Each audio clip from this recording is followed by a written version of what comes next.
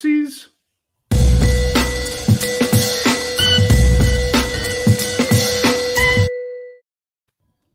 Hello, everyone, and welcome back to another episode of Trending in Hollywood. Happy Friday to everyone.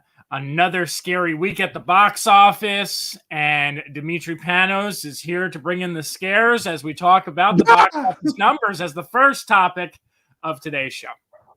Yes. All right. How are you? So what happened? Well, why aren't we at Avengers Campus? We should be. No comment on that. You know, if they don't want my coverage, then whatever. Okay. They don't want my coverage. It's doomed because Scott Menzel is not going to be there. It's going to flop horribly. It's going to close down next week. There you go. Scott, they wanted my coverage, but I turned them down. Oh, did you? Yeah, I turned them down. Yeah. Damn straight. So yes, if you live in the California area, we will start with this. Avengers Campus is now open at Disney California Adventure. Woohoo! Sure is. Woo! Yay! 7-hour lines to get on, one ride. Enjoy it. Have fun. But I'm sure you're going to have a whole bunch of people talking about that throughout the next couple of weeks about everyone going to Avengers Campus. I've seen and not being able to get in there. They're not going to be able to get in there. No. But even with like the limited capacity, it's going to be fun to try to get in there. I won't be trying to get into that for a long time. Yeah. All right. Over to our box office discussion. Yes. All right. So as we all know, we had two special guests on last week's episode talking about Cinema Week. And one of the things that we were talking about on the show, of course, is the box office. And last week was the first week in a very long time where we had two movies come out and go head to head at the box office, one from Disney and one from Paramount. And The Quiet Place 2 redeemed the box office, and it had a $58.5 million opening. So, Demetri, you and I have talked about this a lot throughout the week. Absolutely. What's your take on this? Do you think box office is back, or do you think it's still up in the air, depending on the type of content that comes out? Okay, well, instead of saying that box office is back, I more say that there's hope. Okay. Like I say that there's a good sign. We have a lot of factors going into a Quiet Place 2. That being 45 days, it's theatrical only. People, like, they did a really good job, especially during the home stretch, the final stretch of marketing the movie. We're still not at full capacity at theaters, so I think the full potential isn't quite there yet. But what it does show is that there is a hankering to see these movies and to go to a movie theater. We also talked last week when we had the Cinema Week people on. We talked about weather in the East. And weather in the East definitely, I think, helped box office because it rained and poured. So a lot of those barbecues, had to be postponed, canceled, whatnot. A lot of people probably went to the movies. But I think it's a good sign. I don't want to say box office is back. I think we have to wait this out and ride this through the summer. We still have to get people in tune, because what Quiet Place 2 showed is that there is a wanting and a yearning to go back. But I think once the capacity, like, could you imagine, Scott, if the capacity were, say, regular, like it would have performed better too. So I think it's a good indication. Cruella, everything played out pretty much how we talked about, and what I was saying about this is a good litmus test. I know you were saying, no, they're two different movies. It doesn't matter on the genre of movies. We had a movie that came out that was theaters only, and another movie that came out that was on Disney Plus Premiere. And Cruella still brought in, I think, better than anticipated box office for the weekend. Yeah, I think you would agree, right? Yes. Yeah. I actually want to pull up the data on that, so keep talking. I'm going to pull it up. Oh, okay. Because too, I was looking at. So regarding Cruella, I just want to know. It would be nice to know. Could that have reaped more box office? People were obviously curious about it. People had interest because they went, and I just thought, if this wasn't on Disney Plus Premiere, would more people have gone to see it? Like, I want to know how much money they left on the table either way.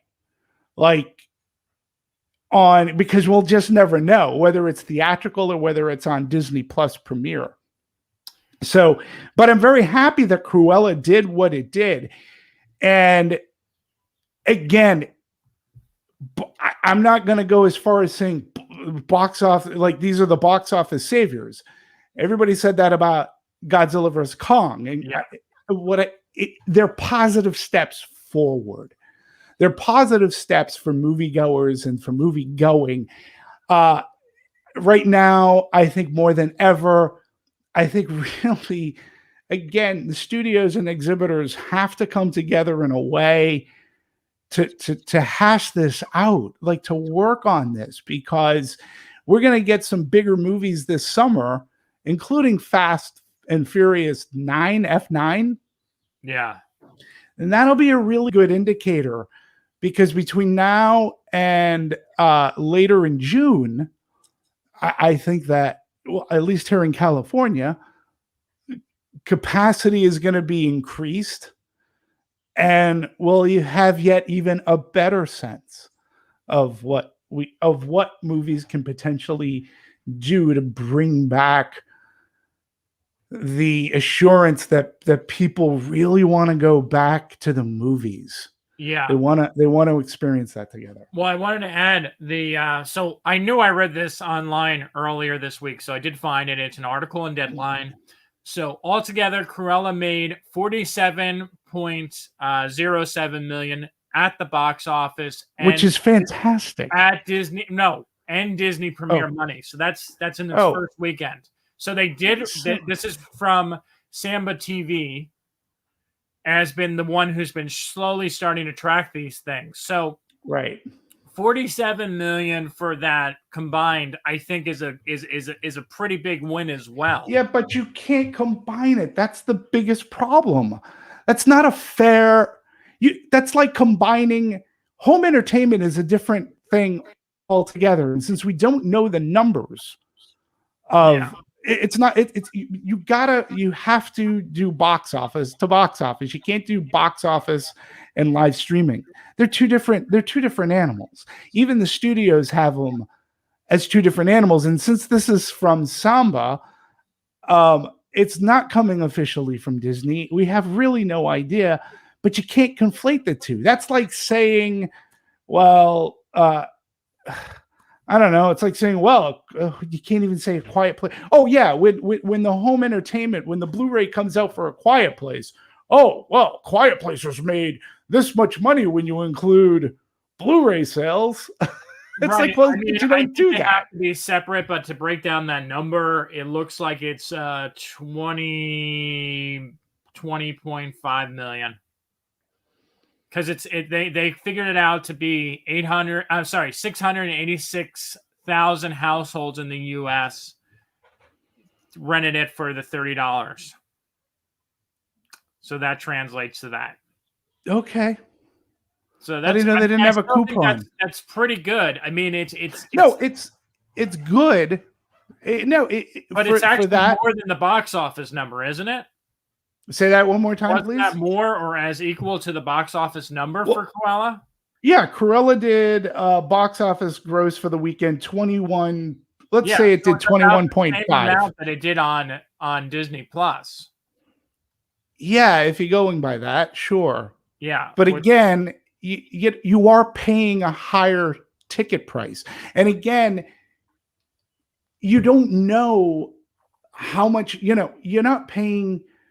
And this is another reason why you can't compare the two and you can't roll one into the other. $30 is a one-time fee, and you can have 100 of your friends over to watch it.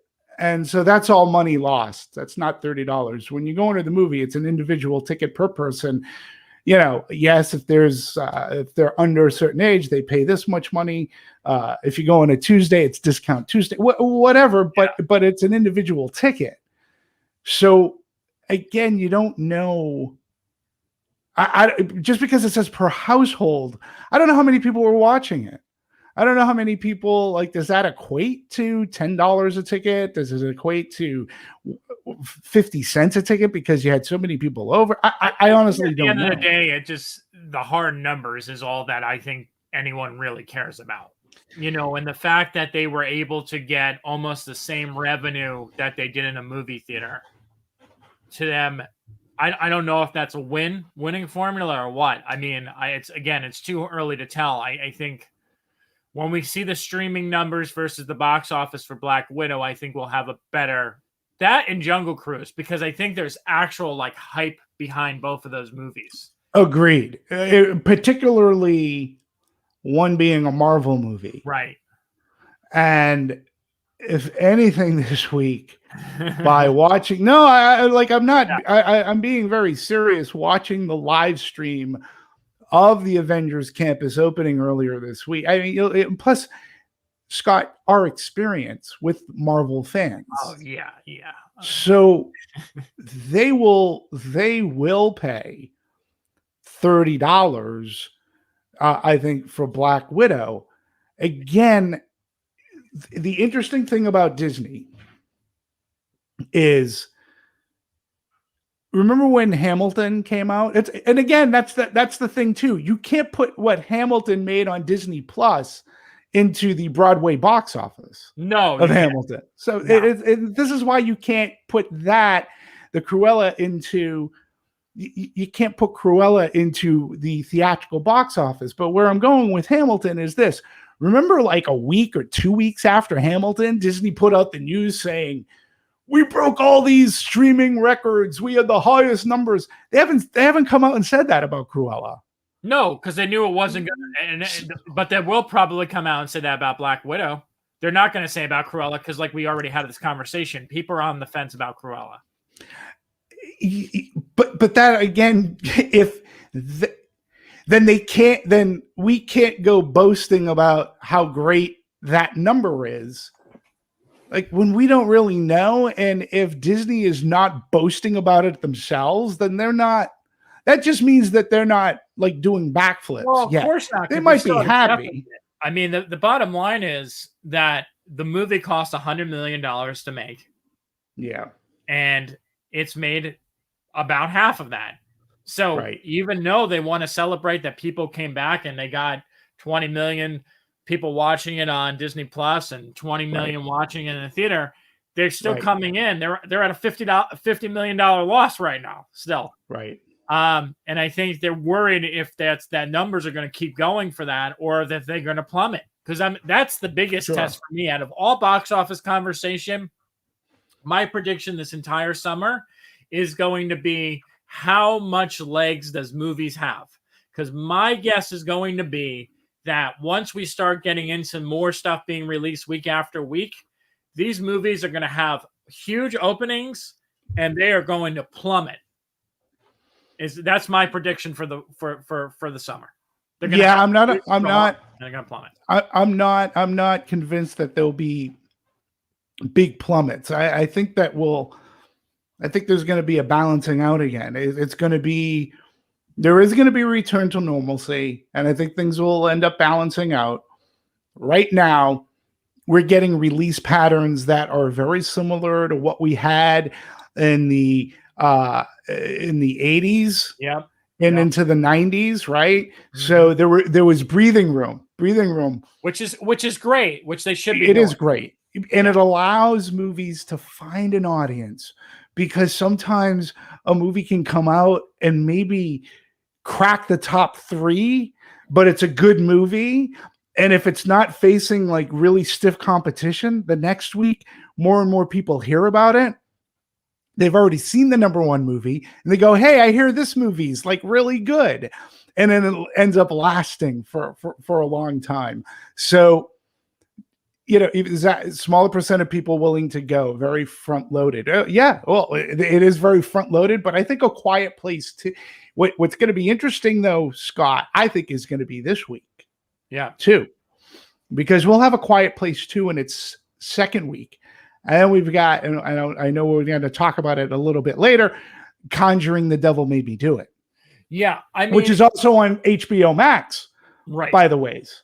Right. So but there's also, again, I hate to say this and I keep bringing this up, but there's a different level of quality to all these movies. I mean, absolutely. So obviously you had Spiral that came out, and I don't know if we ever talked about it in depth on this show, but like essentially that underperformed in every way, shape, and form. Like everyone not if you listen to do better. Not if you listen to the Lionsgate press. Lionsgate had a winner on their hands, and it was number one at like, you know, whatever it did. But it did. It was the lowest grossing Saw movie. They felt so confident about it that they already put it on VOD. It's on demand. Paid on demand. But the reality of it is that movie got mediocre reviews. Okay, like some people really loved it, some people really hated it. Like it literally, like I felt like I was bipolar when I was reading the reviews. It was literally like, this is the best Saw movie ever. This is the worst piece of shit that Saw has ever done. It's kind of like, okay, what's going on? So you had that, and I think people, and then you also have a franchise that has been beaten to death. Like, we're tired of that franchise. Like, I'm great. You're trying to give it fresh air, whatever, blah, blah, blah, blah. New characters, new villains, whatever. Like, no one really cared about it. And then you have Quiet Place, which we would both agree is almost on par with the original. It builds upon the original, tries new things, doesn't try to be a copycat.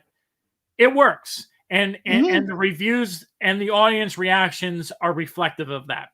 Absolutely. And the only thing that A Quiet Place suffers from is that we already know the gimmick. Yeah. So they can't, the gimmick was already exposed in the first Quiet Place movie, right? But they did something that you hope a sequel does do, and that's expand from that. Yeah. And that's exactly what they did. And audiences have really been liking it. That's why I'm very curious about what's that drop going to be for this weekend. Right. Will it be the typical 60 to 70% horror drop? Like, in that range goes from people really liking the movie, hence 60% to, I'm going to go something else. Or could it stay within the 50s and like say a 55, like if they maintained a 55% drop, man, Paramount's got to be thinking, wow, we're 2 weeks in, we're getting closer to that 45 days. Yeah. Well, I also think, and then when we go to The Conjuring, which I guess we'll just talk about after we're done with this, you have again kind of like a middle of the road reaction to that. You lost James Wan in the directing chair for that.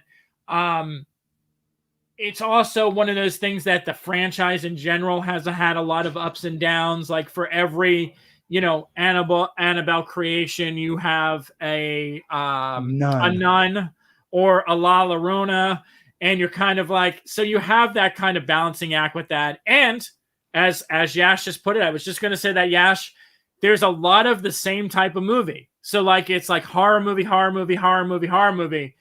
Yeah. And if you have to rank them and look at them, Quiet Place, I mean, no question, is the best of the bunch. Mm-hmm.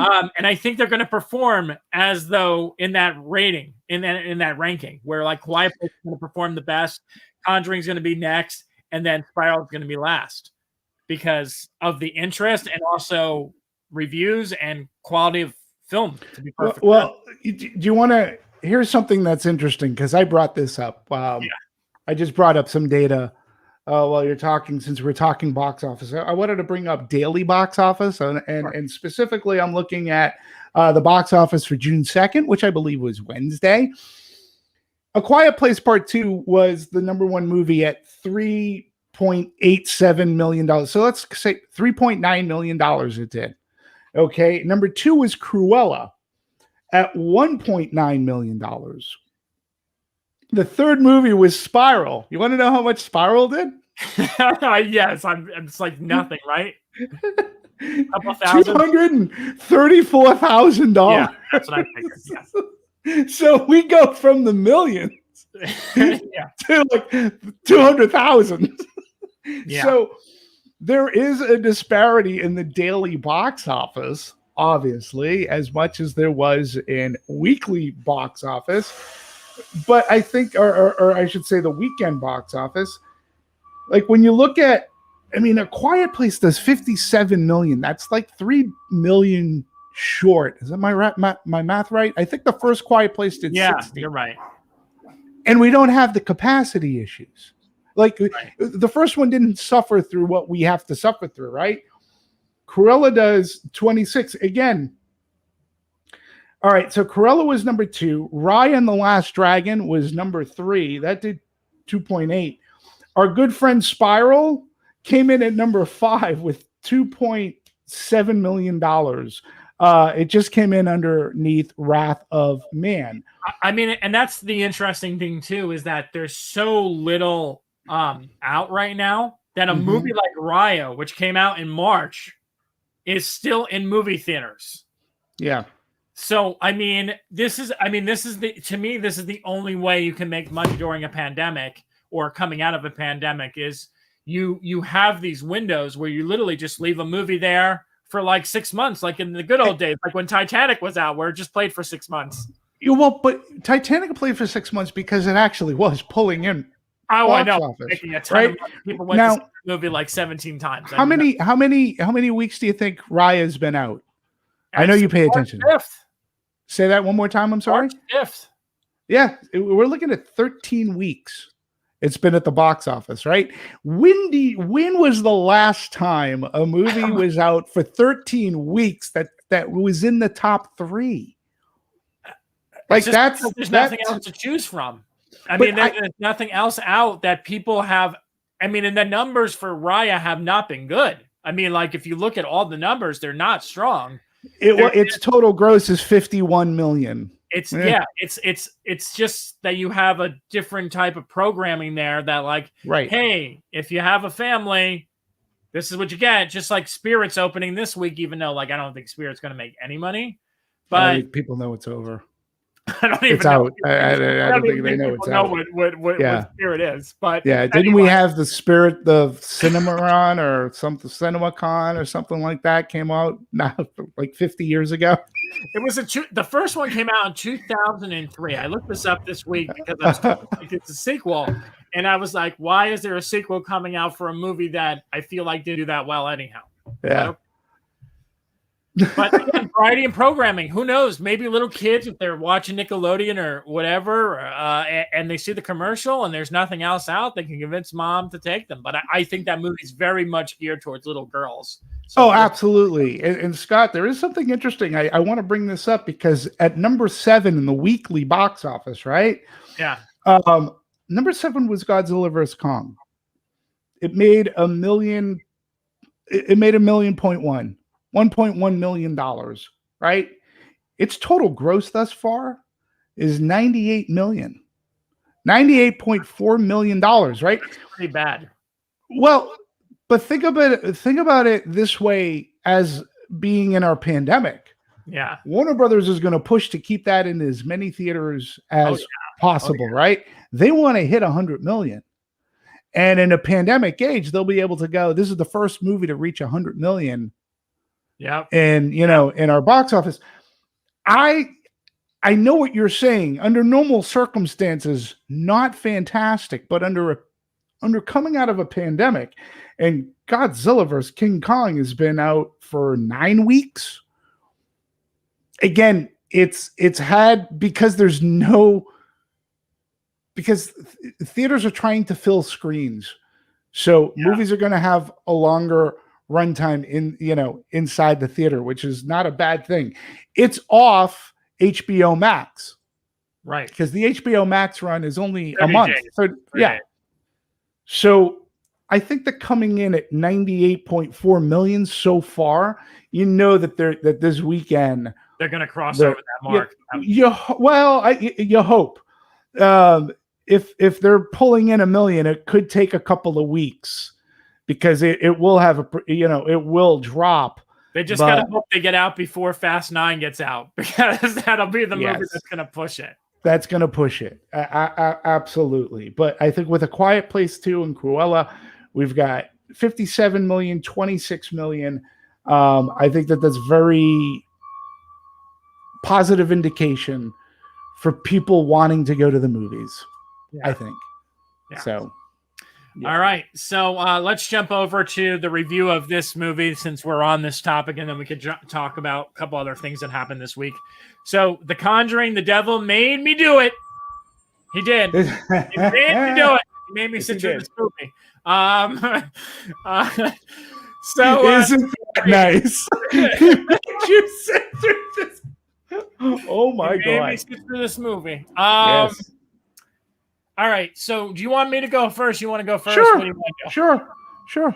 Yeah, go ahead. Okay.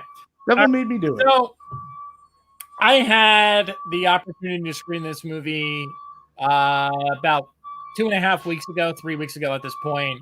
Right. Your thing, Demetri. Mute your thing. Mute. It's like that thing's like driving me nuts. Yeah, I'm sorry. That's okay. Stupid. It's all right, cool. All right, so there you go, without the beeping. Conjuring 3, I saw about 2.5, 3 weeks ago. I was invited by the nice folks at Warner Brothers. Was one of my first movie theater experiences after the pandemic. And I'm a huge fan of the first 2 movies. I think James Wan really knows how to build tension. I think he knows how to build scares. And he's just an incredible filmmaker. And I think he's kind of proven it with, Fast and the Furious movies and Conjuring and Aquaman. I think he has a really unique sense of style and vision, and he just makes big movies, and I really loved it. In terms of Conjuring 3, for me, it loses something right off the bat without James Wan's direction. The director of this movie, who I'm not even going to try to pronounce his name, it's Michael something, and Chavez, isn't it, or something? Is it Michael Chavez? Michael Chavez, who did The Curse of La Llorona, which was did this one, and you can tell that they're trying to make him part of this franchise. And the thing that's really hard for me as a critic, as a journalist, is when you interact with someone who is really passionate in the industry and it comes across as a really great person and really passionate person, is sort of like shitting on their movie, but he's not there yet. I mean, there's no other way for me to put it.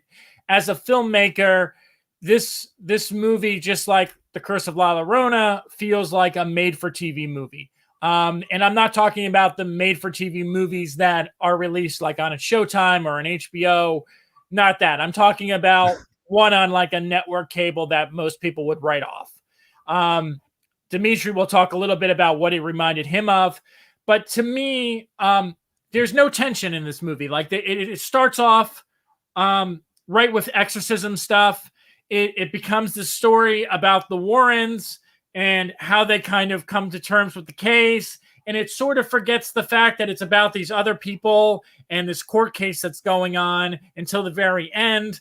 And I'm not going to tell you what happens in the end, but it just, to me, was so heavy on jump scares, and it relied so heavily on the chemistry between Patrick and Vera.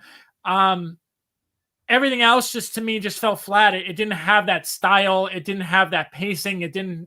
It felt long, even though it was the shortest one of the Conjuring movies.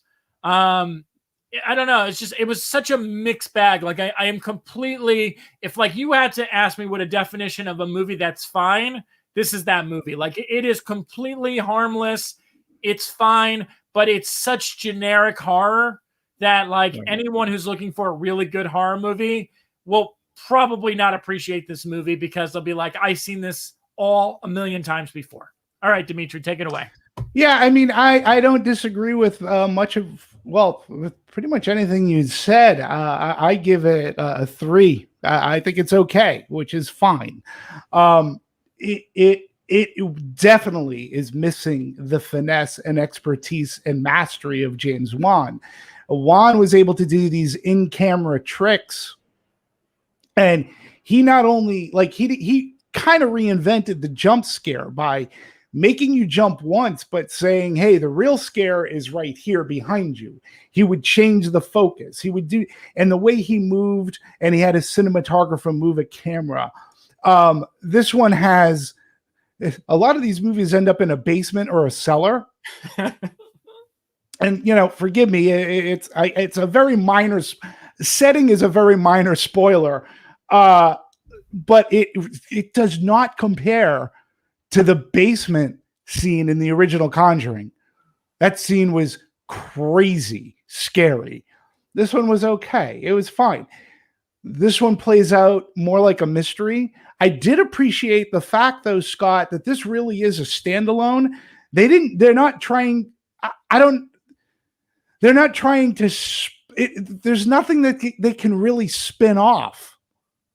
You know what I'm saying? I know, but I feel like, for me, that's where it's starting to get lazy, where it's starting to kind of like try to world build on stuff like without world building. Like they're just kind of like, we started off where things connect, and now we're going to just go into individual things. And then every once in a while, we'll throw a movie out there that actually has some sort of connection to it. Yeah. But I find that the Warren case files would be interesting enough to go through, which this is a true case file from the Warrens. And again, to make this I understand 100% what you're saying about it being like, it is a true court case. If people want to look it up, you can. I just found it to be okay. It really does rely on the strength of Patrick Wilson and Vera Farmiga. As soon as they lose any one of those actors, they're done. Then that is when they go straight to home video, straight to home entertainment. Once they lose, because they, to their credit, they embrace those characters, and you can tell. I felt more of a connection to them from Annabelle Comes Home. And in fact, I thought Annabelle Comes Home was a scarier movie. But this movie has some scenes. There's a scene in a forest that was pretty well photographed. The movie was photographed well, although the movie takes place in 1981. Why did most every setting look like it came from the 40s? Like every hospital, like the lighting looked like it came from a World War II hospital in the 40s. There was nothing about it that looked like it was 1981, which was kind of weird to me, and I really noticed it right off the bat. The lead actor, a new guy, that's a name I can't pronounce other than he appears to be Irish. He's charismatic enough. He was fine. He was good looking. He did enough. He was fine. The movie was okay. I would say you have a choice this weekend. You want to go to the movies? You haven't seen Quiet Place 2 and you got Conjuring 3, go Quiet Place 2 for sure. Yeah. If you have seen Quiet Place 2, go to Conjuring 3. You want to because you're a fan of the franchise. So go see it. It's better than a lot of other movies in the world, like the first Annabelle, say, or The Nun. We talked about that.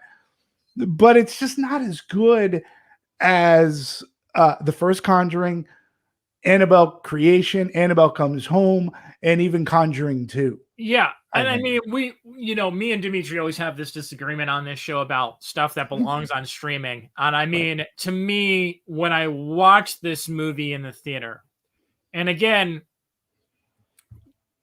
here's my feeling about this, is that Quiet Place 2 is a theater movie. Like when I watch that movie in a theater, 100%. I'm like, there's tension. I'm feeling it. There's sound. The use of sound design in that movie is spectacular. Brilliant. It's such a theater experience. When I watch Conjuring 3, I'm like, man, I wish I was watching this from my couch because now I have to drive 45 minutes home for this movie that wasn't worth my time in the beginning.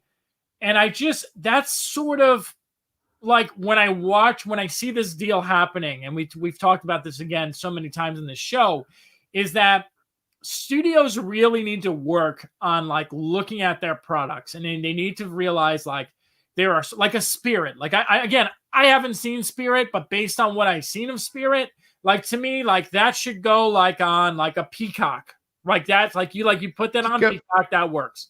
Direct to home entertainment. And this movie for me, again, it belongs on the HBO Max deal.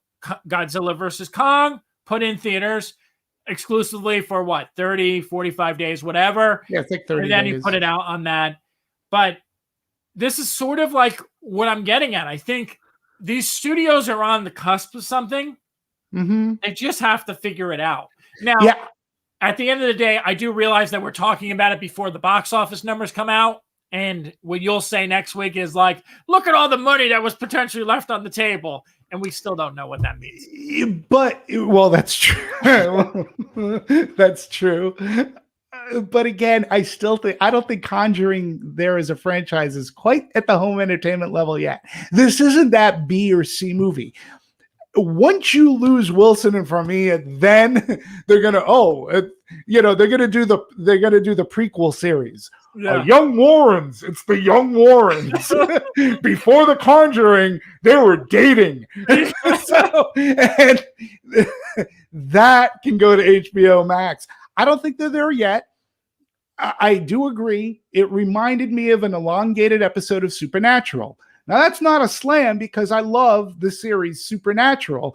That movie, that series certainly had episodes that delivered chills and some scares. This movie kind of does in the same way, but that's what it was. It was two people. It was our main cast, much like the brothers in Supernatural. Sam and Dean tracking down some demon or a witch or trying to figure out or break a curse. That's what this movie was. It was a mystery kind of. It definitely takes from, especially the opening 10 minutes. They lift like 3 scenes from The Exorcist. Like, I mean, it was crazy. Oh, I know. It's like almost like there's clever ways to play homage to something, and then there's what this movie did, which is like they ripped a freaking scene from the movie. Yeah, I was, my mouth dropped going, really? You're going to go that far? Like, wow, the priest is going to get out of the car, and you're going to do a from below shot with him in the hat, and there's the house, and then fog. I'll go, wow, and he's got a briefcase. They even did a thing for Twilight Zone where a TV falls off. It was a black and white TV, by the way, in 1981. Yeah. And they had the Twilight Zone squares. Like, it was so weird. It was fine. It sounded okay. It sounded good too. Chavez he's a capable director. I don't think he's definitely not Juan, and he's not who's the guy that directed Annabelle? My buddy David Sandberg. Yeah, David. Yes, he's definitely not. Yeah, I really like him as a director. Hey, if you guys like horror, if you like the Conjuring franchise, right? I highly recommend, if you don't have it on Blu-ray already, Annabelle Creation has an amazing, something that I've never seen done before. They let Sandberg use his like dailies, and he gives a director's 101. Pretty much, it's basically what it is to be a director. It's over an hour long. It reminded me of the golden age of special bonus features on discs, and it really is fantastic that he was able to get this out. I highly recommend you watch it. Truly do. It's great if you're a fan of Conjuring, that world. Annabelle Creation to me is one of the best in the entire franchise, I think. I agree. Because of his direction and performances. Oh, I completely agree. All right. So yes, I agree. I think the teaser and the new suit for Shazam 2 looks great. And I'm super excited for that movie too, by the way. Me too. Yeah. I think I think Sandberg is like it's amazing because he came from short films that he would make on YouTube with his wife. And to kind of see him climb the ropes and like get like Lights Out and then do these movies, like it's kind of crazy. But I guess it's like the dreams that Hollywood is made of, right? Like those are the stories that you get discovered. Like people like him and Bo Burnham, like there's like the dream stories that, make up a very small percentage of the population. But hey, give everyone hope. But though, Sandberg has worked his way up, and he's obviously more than capable. Lights Out is a very clever premise, and he makes it work. 90 minutes too. That's a short movie. It's a real quick burn, but he does such a good job. And again, I've gained more respect of him just by watching that special feature from Annabelle Creation, because he gets it, and he seemed to work out really well with cast and crews. So so Erica said she's doing a horror triple feature: Spiral, Quiet Place, Conjuring 3. Come back next weekend and give me the ratings on each. I'm very curious. I'm willing to say, okay, let's take bets. Quiet Place, Conjuring 3, Spiral, in that order. Yeah, what do you think? That's what I would think too. Yeah. I don't know. I mean, Spiral and Quiet Place. I mean, Spiral and Conjuring are pretty neck and neck for me. But there we go. No. So Demetri, what happened? Some COVID news happened yesterday. I thought COVID was over. It is in California. I mean, it is apparently not on the set of Mission Impossible 7. It's not impossible to get COVID. Apparently, it's not quite impossible yet to get COVID, especially on the Mission Impossible 7. This is the second time they've had to shut down. I mean, it amuses me so greatly just because of the fact that there was that rant that came out a couple of months ago with him yelling at everyone. It's like, oh, you're wearing masks, blah, blah, blah, blah, blah. And everyone was like, that was December, by the way. Praise Jesus, Tom Cruise, praise him. That was December, by the ways. Was it December? When that happened. Wow. I mean, time flies. I can't believe it's already summer, to be honest with you. Yeah, I know. Time flies when you're miserable. Yeah, even more so than when you're having fun. Right.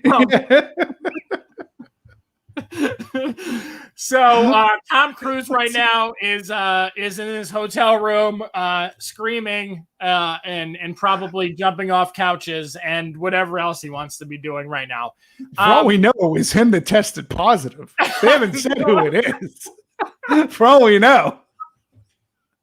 And doesn't it sound like a Mission? This is freaking Mission Impossible 2. Yeah, it's that mission when he went to the theater to save theaters to see Tenet. I'm in a movie. I'm in a movie. I'm not taping this for promotion. I'm at a movie. Yeah, movies are back. Tenet's awesome. Great. I'm in a movie. Don't look at me. Get the fuck away from me. I mean, it's so sad because in between having to return his, 3 Golden Globes, he now has to deal with this. I mean, he just cannot catch a break. The man cannot. It's impossible. It's impossible to get this movie made, is what it seems like. That seems to be the mission, to get this movie made without him either breaking a leg or any bone in his body and nobody getting COVID anymore. And not getting canceled in the process, because I'm sure a bunch of people probably felt really, really bothered by the fact that he yelled at them. You know what? I'm gonna say deservedly so. Okay. I'm gonna Depends on what side with him political on that. spectrum you're on, but Seriously. sure. No, I'm gonna side with him on that. Listen, that was at the. I don't know if you might have a short memory, Scott, but I remember what the hell December was like over here. I And know it's what December. No, dude, I remember what it was like. He's trying to make a multi-million-dollar movie here, and if people aren't adhering to protocol the way they should be, he for sure. Like, we didn't have any real vaccination like yet, so I want to know: is it a variant? Like, why did they shut down for? Look, I think here in California, they're not reporting the numbers like they used to report them. We get the weekend numbers, which are already lower than the weekday numbers to begin with. So we're not getting, I'm willing to bet. I'm willing to put money down that since Disneyland's been open, there have been COVID cases. Oh, yeah, I'm sure. From there. I'm willing to bet, but we're never going to hear about it. So the mere fact that we're hearing about this makes me wonder who got it. Yep. Is it a variant? Because it happened in the UK. So, and they're shutting down for 2 weeks. I know they did that out here with Bill Maher. They shut him down for 2 weeks. Yep. But yeah, this is like the second time that we know of for Mission Impossible. I for some reason too, I thought they wrapped. It seems like they've been filming this movie for like 2 years. I feel like, but I think it's because they were doing Top Gun. Were they doing Top Gun reshoots with this at the same time? Is that what could have makes been? It feel could have been. Like, I have no idea. Okay. Yeah. Could have been. Yeah. So it's not impossible to get COVID still. So just so everyone knows, it's still out there. It still can happen. And to continue in the trend of ever-changing stuff, it's fascinating. This is the first. We've been talking about this. I think this is another topic that we've talked about. If we haven't on the show, we've had private conversations about it, about award shows going to streaming platforms as an attempt to kind of get more viewership, because obviously the ratings for award shows just keep tanking. And by putting them on a streaming platform, it gives them more opportunities to have more eyeballs and things of that nature. So Tony Awards will now air on Paramount Plus. So good. I think this is great. I think this is, I honestly do. I think these shows that have a worldwide appeal, I think are gonna do so much better on streaming platforms. I think they'll get even less of an audience. You think so? Really? Yeah, I do. Nobody's signing up for Paramount Plus to watch the Tony Awards. No. I did not say that. Please do not. I did not say that. No, I completely agree. No one's signing up for Paramount Plus. Yeah. So, but you want to know what the great irony of it all is? Because I thought about this shortly after, and I didn't mention it to you. Other stuff came up. Scott Rudin, who's been a regular topic of this show, was shingled at Paramount for years. For years, that was his home. And then when he left Paramount, right, that's when he was still theatrical, like movie theatrical, and then Broadway theatrical. And then he more or less switched more to Broadway. And now the Tonys, which is a Broadway award show, is going to Paramount Plus, which is weird. It's I don't know. I just found there was that weird connection there. But oh no, it's you're 100% right. You're 100% right. I mean, it'll be interesting to see what the first major, TV or film, I would say film awards, because I think film awards out of all award shows, I think has the biggest audience. Mm-hmm. So I'll be curious to see which film award show goes on a streaming platform first. And I wonder if they'll do like a dual type deal. Like sort of like, how Hulu has, where like maybe it'll premiere on Hulu at the same time on like ABC or something. that would be interesting to see if they would be able to get ratings up by having a dual premiere. Oh, that would be interesting. I mean, the one benefit you get by doing it on streaming, perhaps, is that you're able to go out unedited. Yeah, right. Yeah. So, if and you people lose are excited, which is also problematic. Yes. So I just look, the Tonys, I think it's just fine. I don't think people, Paramount Plus isn't going to get any more subscribers for bringing the Tonys on board. I get it. What channel were the Tonys on? You was it on a major network, or was it on like Fox or? I want to say it was on CBS. Okay. So I mean, we know that the Golden Globes are not going to be on next year, right? Yep. So they're canceled. We don't know what the hell is going on with Oscar. We honestly don't. No. And that to me, the Tonys is fine. People are going, Tonys? What's a Tony? Yeah, I know. But I think for the Oscars, that will be interesting to see them. They definitely have to reboot, and they have to reimagine. Yeah. To use a film industry word, to see whether or not they can survive the debacle that was this past year. Yeah. So, but I do agree with you. I think for the Tonys, I think it's not a bad idea. I don't know how much they're going to get paid for. Yeah, I don't know how much that package cost Paramount Plus to get. Yeah, I have no idea. I don't have. It's one of the few I actually don't have. So who knows? Well, you're a big Broadway fan. So if you were to tell me that you're going to get Paramount Plus to watch the Tonys, that wouldn't surprise me. And I wouldn't because you are a Broadway fan. I would totally get it. It's just, I'm surprised that it did. Here's the other thing too. I am surprised that it didn't go to like a Hulu. Yeah, I mean that's other than sort of makes more sense, right? Because Hulu is more geared towards television. Yeah, I mean, I guess that's what all these streaming services are trying to do now. Is trying like Peacock is kind of like, we have original content and we have the NBC shows and we have movies, and I feel like they're all trying to copy that Netflix model with their own original content.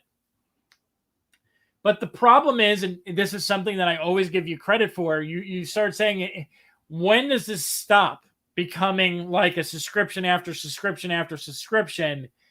It's like some of these companies just need to like join forces and like work together to produce content. I mean, because I think ultimately they're hurting their bottom line by having all of them, because you're making someone decide. If like you created a big service where like you pay $25 a month and include Peacock and Paramount Plus and one other, to me, it's more justifiable to like pay for that, as opposed to being like $10 for Peacock and $10 for Paramount Plus and $10 here.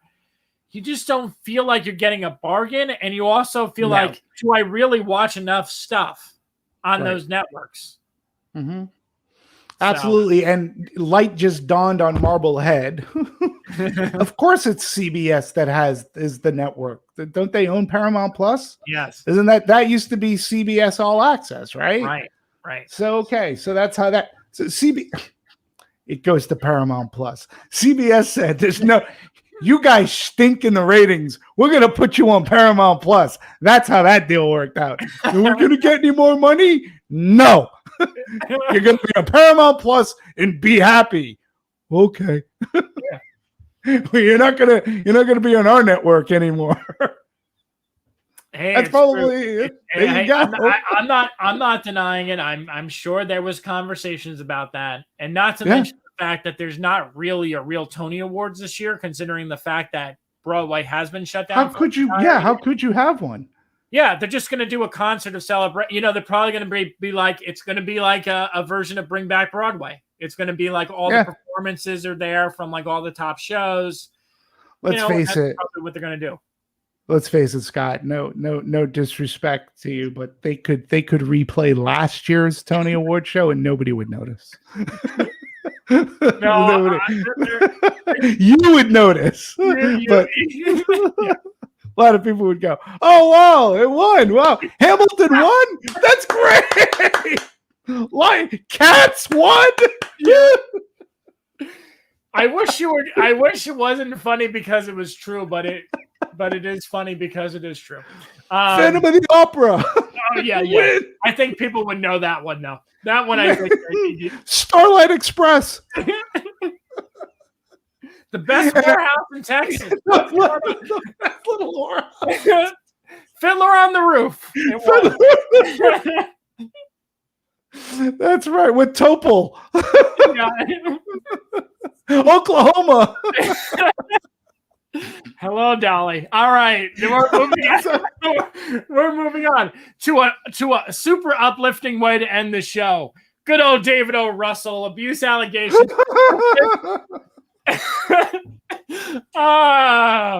We always end on a high note on this show. And so this is, so this news came out, of course, this week. It was very, very quiet, I feel like, about all the David O. Russell news as people were being casted until Taylor Swift's name got involved because of the fact that she had an issue with, Scooter Braun or something like that. Right. So now this is resurfaced and a lot of people are talking about this. And it's funny because notice how the media, because of the amount of talent that's involved with this, is sort of not really hyping this story up.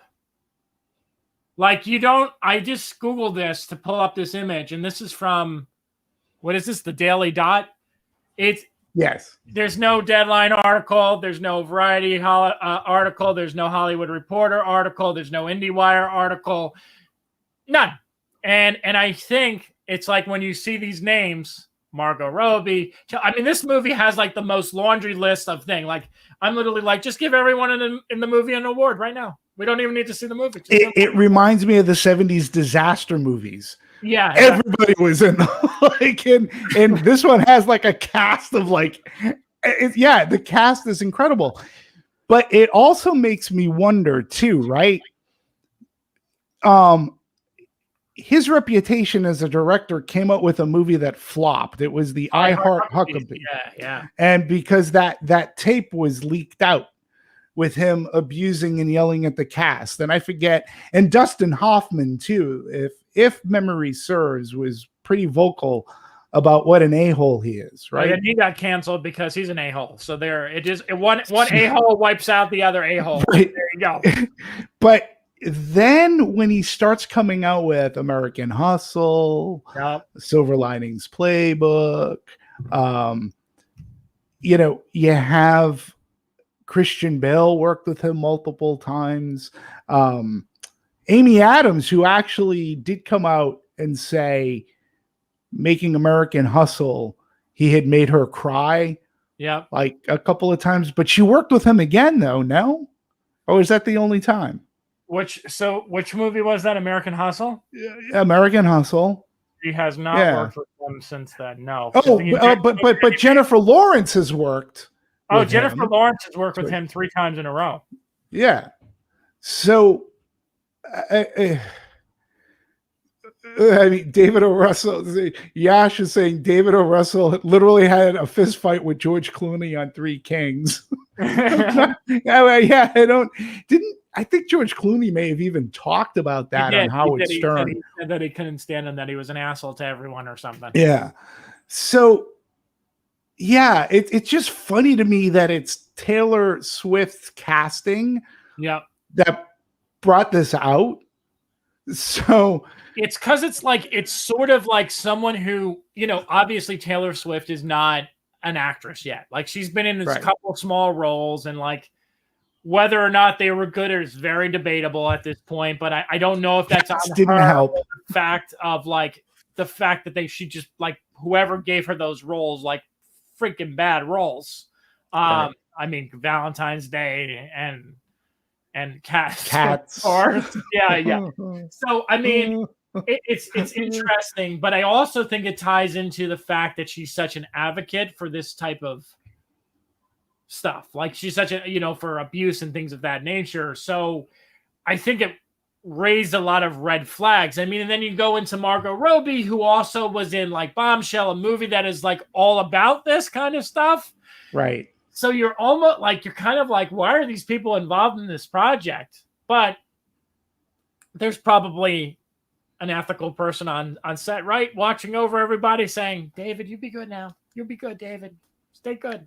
I don't think that works. I don't think that works when you're making it work. No, because I think that guy would, or woman, whoever they hire, would get fired the second they bring anything up. But there have been people who had been outspoken positively and said, no, they had a great experience working with him. I mean, it's just really, it's fascinating because they've been talking about the casting of this particular movie for some time now, and it was Taylor Swift's casting that brought this back to light. And again, it's really interesting because I only really clearly remember I Heart Huckabees. I never heard stories much past that.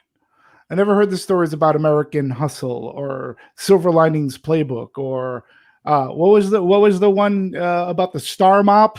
I forget what that was called. With Jennifer Lawrence. Joy. Yeah. So I never heard. All you heard was praise about the guy. Yeah. And it's weird that he's kind of escaped. David O. Russell has kind of escaped his past. Yeah. Where other people have been canceled for their past. Yes. And we're talking even 20 years in the past. And they become better people since then. Some of them, Jesus Christ, James Gunn lost a job. And then he got hired. And people said, you know what? That was 20 years ago. He apologized. Yeah, I mean, that's a good point. That's a good point. So, Scott Rudin, on the other hand, a lot of his stuff came from 30 years ago. Weinstein, 20, 30 years ago. I don't know. I don't know if it's going to catch up to him. I'm not convinced yet, unless like you said, Scott, because you're 100% correct. Unless Hollywood Reporter, unless Variety, unless USA Today, the New York Times, unless someone major, someone major starts coming out with these reports, and more people start doing investigations and stuff like that, then it might happen. Then it'll happen. Yeah. Then we'll get the cancellation, so, yeah. So there you have it. All right. So, let's end the show on a little bit of a happier note. Yes. If you had to give a recommendation of something to watch this weekend, yes, what would you recommend to watch? Okay, well, I did watch a movie the other day called Undine. Undina. I'm sorry. It's spelled Undine. So it's I was originally pronouncing it as Undine, but it's Undina, and it's a German movie. It's a love story that combines myth with in the modern day world. Undina is actually a very mythical character with its roots going back to Greek mythology. I highly recommend you watch this movie. The actress who plays Undina, Paula Beer, is really something to watch. She is a classic of example of plain simple beauty. Her expressions are wonderful to watch, and to see the movie is through her perspective, and it's a beautifully told tale that comes in at 90 minutes. If you can find it, it's an IFC picture.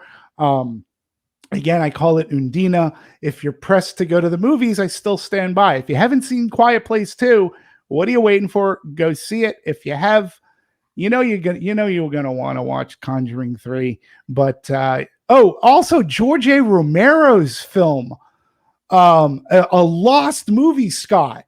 a lost George A. Romero movie called The Amusement Park. I believe premieres as a Shudder exclusive. I got to watch this movie. Let me tell you something, Scott. Movie was made and done in 1973. It was lost. They found it. They restored it to the best that they can.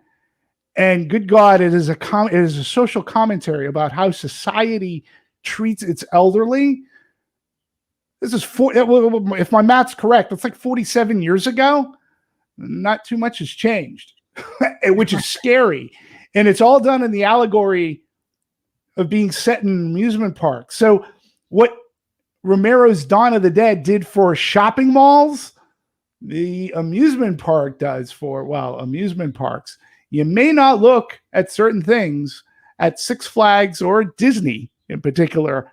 Again, it's a searing commentary, and it is done by a horror master, George A. Romero. It's a Shudder exclusive. So those are two movies that I would recommend highly. Right. Cool. How about you? So for me, I'm going to recommend two things, and either one is movies.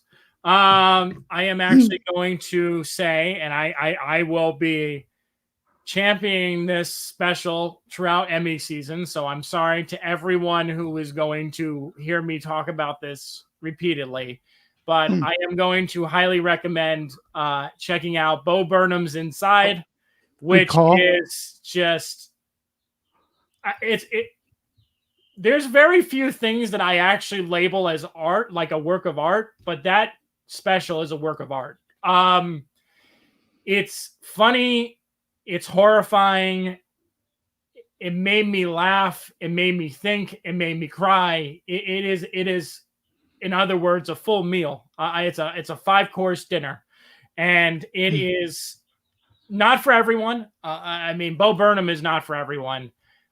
He's very bold in some of the things that he says, but he's not afraid to say them. And I think this is one of the most realist comedy specials I've ever seen. Like, literally, you watch him descend into madness, and there's commentary about what's going on in the world in terms of like the social stuff that's going on in social media. There's commentary about what it was like to live through the pandemic. There's depression, fear, anxiety, making fun of white women on Instagram. I mean, there's just so much in that special to dig into, and it's a lot. I mean, it is a lot. So don't expect to walk away from that feeling like, oh, ha, ha, ha, that was great, hilarious. It'll stick with you, and you'll think about it, and the songs will get stuck in your head, even though initially you might say, like, these aren't really that catchy, but they get stuck in your head, and you want to listen to them repeatedly. But you also want to learn more about the inner meaning of those songs and what they're coming from and what they're really saying. So I think it's by far the best thing he's ever done. And I hope people really check it out. I loved every single moment of it, and I will probably revisit it very, very shortly. Something on a more lighter note, and not really that much lighter, but something that's more entertaining, I guess I should say, that's fully entertaining, that's just fun to watch, is Cruel Summer, which is a mystery show that is on Freeform that I literally like wrote off originally because I'm like, oh, another one of these teen drama shows, like whatever, I don't want to watch this. But it's ironic because I started watching this show and Mayor of Easttown pretty much like back to back. Like we watched some of Mayor of Easttown, and then we were like, what else are we gonna watch? Well, yeah, let's try Cruel Summer. They submitted it. Let's watch that. So we started watching this, and it's like an adult drama mystery, and then have kind of like a teenage drama mystery. And again, I realize that I'm in the minority on this, but if you ask me which show is better, Cruel Summer to me is much more interesting. And the performances by the younger girls may not be like Kate Winslet level good, but they're really strong performances, like up and coming actresses that are going to have a really long career. It takes place, and I have to highlight this a little bit. it's done so well that it's told over the course of 3 summers. It's 93, 94, and 95. Oh, okay. And every single episode is cut in a way, and this is kudos to the editing team and the color design and everyone and the cinematographers. There's like different color palettes in every year, and there's like different tones, and the characters all look different. Like the lead girl in the show who plays Jeanette, like she actually looks different. Like in 93, she has braces and she has curly hair. And the second one, she's like really pretty and done up. And then in like the last one, it's almost like she's kind of like a goth chick.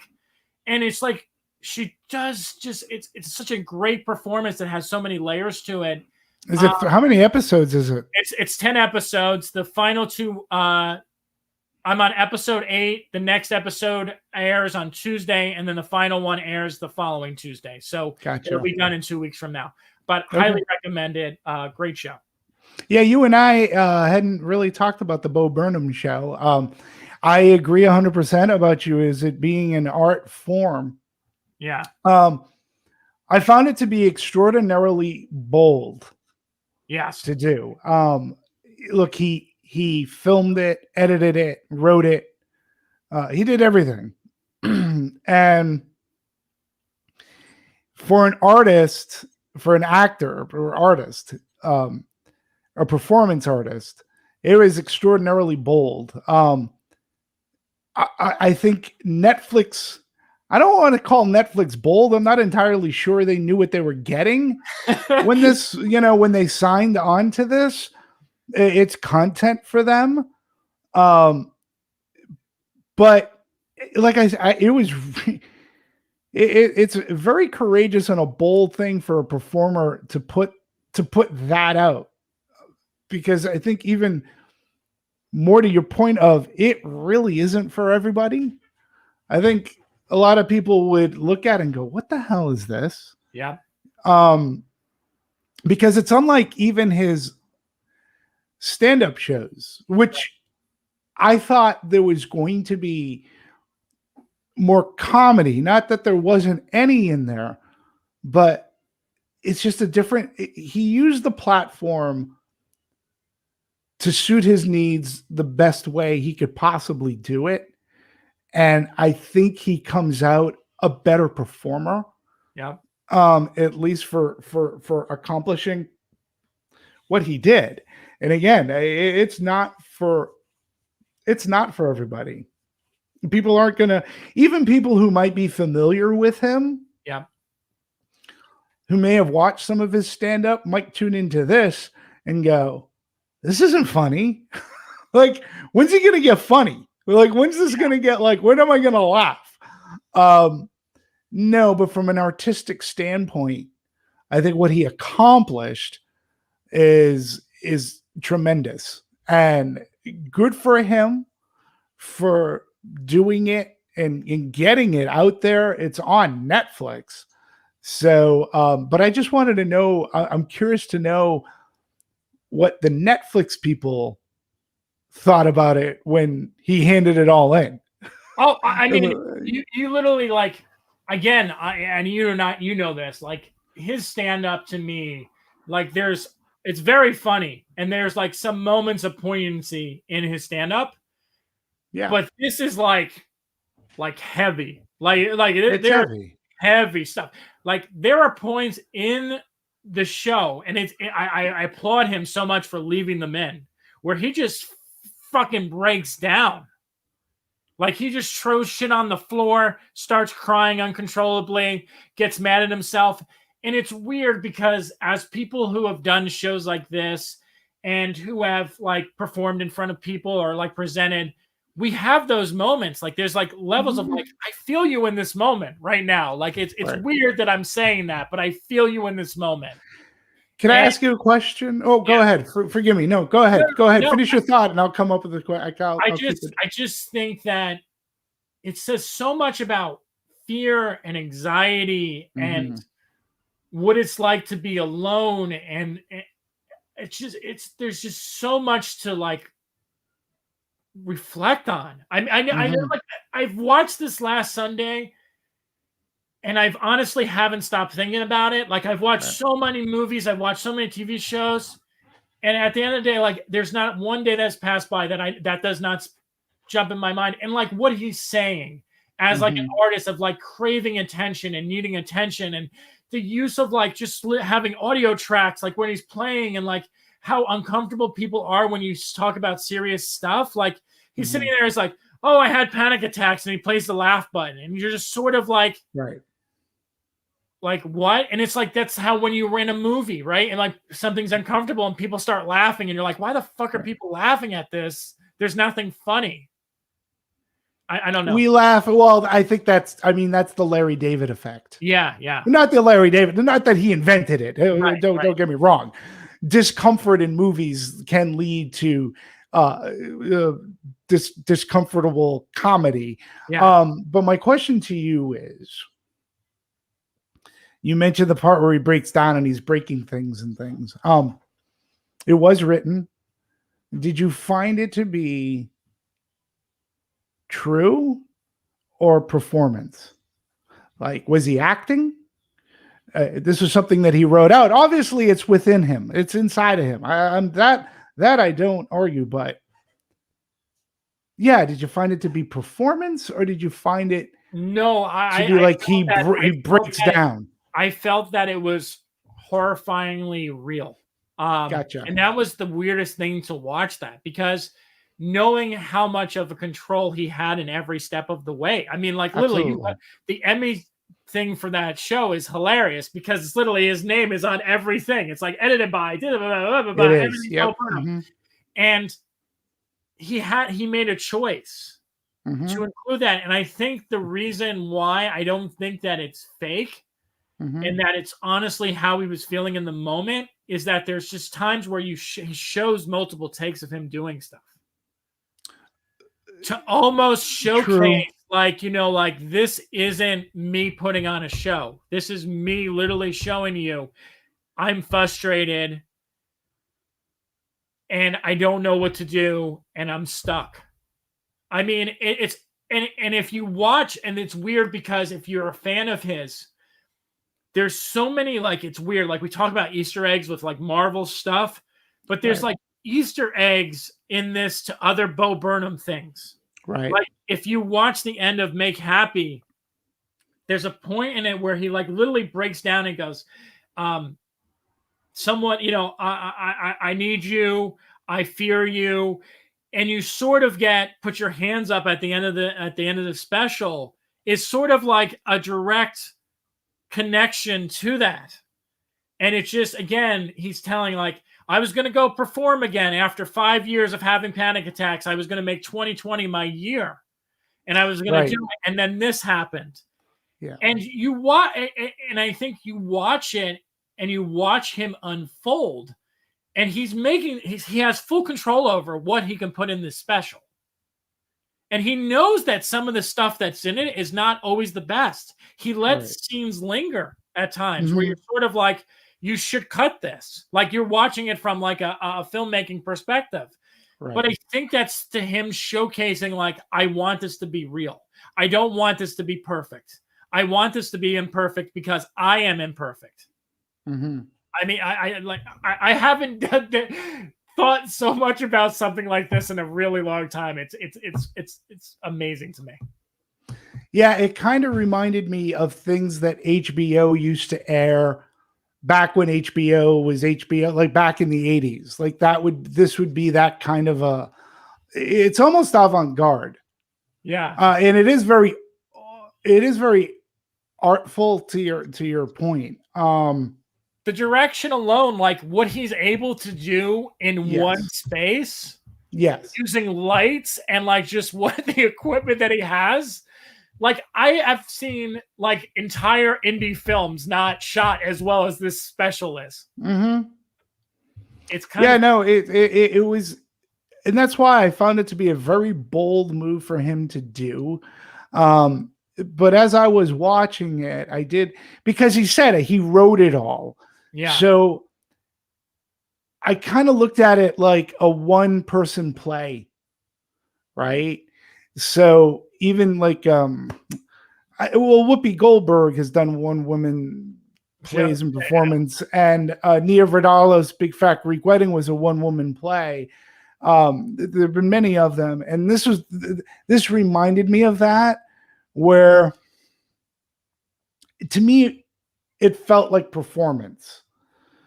And you're right, because he had so much control over it. Now, putting in certain takes and doing that to me is like very bold, but I think, and this is why I think he's like one step ahead, is because he did write this out.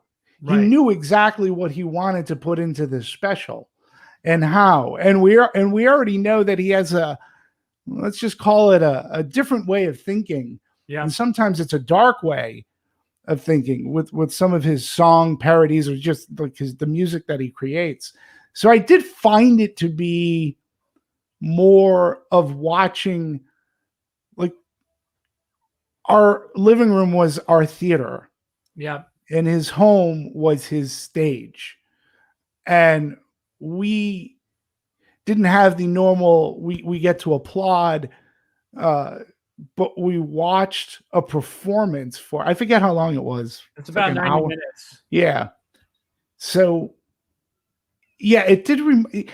I thought that, again, I guess I didn't have quite the same reaction that you did, where you found it to be real. I found his performance to be extraordinarily bold. Well, I think and he can act. Yeah. But I think that's what, to me, made it. So, like, there's obviously the joking stuff was like him playing characters, like the one with Sacco and whatnot. Like, that's him acting. Okay? Right. Like, that's him, like, performing and acting. But in between those, and it's just, and I think it became more evident in Make Happy that there was time in the middle of performing where he just reveals himself. Like, he says to himself mentally, I'm going to stop acting right now, and I'm just going to drop some real hard truths on you. And you see that, to me, that's what made this so polarizing to watch and so jarring to watch, is that you're sitting there and you're like, seeing white. I mean, I keep going back to the white woman Instagram, because like he's acting, and like that's so him playing up, right? It's like him making fun of like what it is to go through Instagram or like TikTok or all that stuff. And we've seen all that stuff that he references in the song over and over again. But then you have those moments of sincerity where he's really not trying to be funny. He's just trying to reach out to the audience. Oh yeah. Tell the audience, like, hey, like, I know you like me, I know you appreciate me, but like, I really need you in this moment, and that's why I'm doing this. And he's being real. And I think that's the best kind of artist, is the one where you really don't know when they're actually when they're acting and performing versus when they're actually being authentic. And I think fans, why so many people have made videos already about like breaking down this special, is because people are genuinely fascinated with Bo Burnham because of the fact that he's not that blanket level comedian who just tells jokes. Every one of his things have some sort of hidden meaning, going back to like something as silly as repeat stuff. Like there's hidden meanings in those songs, and there's commentary in those songs. Absolutely. And he slowly have gotten to the point where, like, I think each new special, he's letting more of the audience into who he is, really. I don't disagree, but again, let me ask you this, right?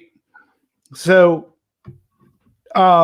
Make Happy, that was his show, right? And he toured with that, right? So every night he's doing the same show, you know, whether it be in Chicago, in Boston, in New York, or here, he's doing the same show. See, that to me is performance. Like, my guess is that he's I don't believe that he goes that far off his script that he writes the shows. They are from within him. They are what he feels. Every show could be cathartic for him, but he puts it out there for the audience to see. That's why I looked at this as kind of a performance. Like if it wasn't on Netflix, this would have been a show that he toured with, and it would be a one-man show that, like, if you saw it in Los Angeles and then you went to San Diego and saw it, it would pretty much be the same show. Like, is that making sense? I know what you're trying to say, but I actually completely disagree with you. I don't think this was ever his intent to make something like this. I think it's literally like him writing individual skits that some of them may have been stuff that he was going to perform when he started because obviously he admits that, like, he was going to start performing again sometime in 2020. Right. But I think a lot of this stuff was reflected in the moment of like what he was like, what was going on in the world at that time, and how his initial reaction was in that moment. So I don't think that he does that. And I mean, the interesting thing about his shows, and he spoke about this publicly, is that he stopped doing comedy after Make Happy because he had panic attacks throughout multiple shows when he was doing it. So I think that this was never his intent. This special was sort of like his way of like pitching something that he had no idea how people were going to react to. I don't think this was ever planned to be like a live show. I think it was like some of the elements may have been like incorporated if it was going to, but I think a lot of it was just made up as it went along. And I don't think you're going to see this stuff if he does eventually come back to performing. I don't think you're going to see him do this. He's also someone who doesn't, if you notice his shows, he doesn't do old stuff. It's very weird. Like, he doesn't have like that run-on joke that he uses in his special over and over again. Like, he's kind of like, this is this tour, and I'm doing this set, and then I'm never going to do those jokes again. And I get that. Has those moments in the show, which I thought was, I mean, the Hold Me Accountable one, which I joke to you about, like, literally, like, people can cancel Bo Burnham at any time because you said some really fucked up shit throughout his entire career. And it's funny because he's watching the video of him when he's like just getting started on YouTube, and he's like, hold me accountable. And I'm like, yes, like, this is like so like of this moment.